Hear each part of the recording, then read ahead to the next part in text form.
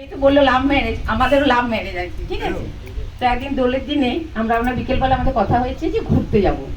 দিয়ে আমার পিস্তুত বোন জানতো, তো পিস্তুত বোন আমি গেছি জোর বাংলা মন্দিরের ওখানে গিয়েছি। তো আমার হাজবেন্ডের সঙ্গে গেছি। তো আমার পিস্তুত দাদা সেটা দেখে নিয়েছে, যে দেখে নিয়ে এসেছে বাড়িতে এসেছে। আমরা একসঙ্গেই থাকতাম পিস্তুত বোন দাদা সবাই মিলে। তো আসার পরে কিছু প্রথমে বলেনি। তারপর সন্ধ্যাবেলা আমাদের দোলের দিন অনুষ্ঠান হয় বাপের বাড়িতে, খুব জোরতোর অনুষ্ঠান হয়ে গেছে।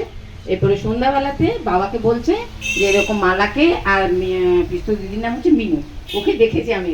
বাবু কিছু বলেনি, সব চুকে যাওয়ার পরে আমাকে ডাকলো ঘরের মধ্যে, এসে বলে কোথায় গিয়েছিলি। আমি কোথাও যাইনি, পিস্তল দিদিকে ছেড়ে দিয়েছে। আমাকে তুই কোথায় গিয়েছিলি বল।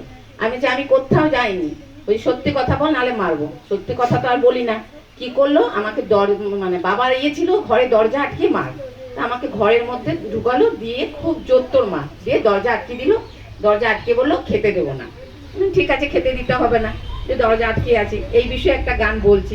কারা রইল কপাট ভেঙে ফেল করলে লোপাট রক্ত জমাট এইটুকু থাক।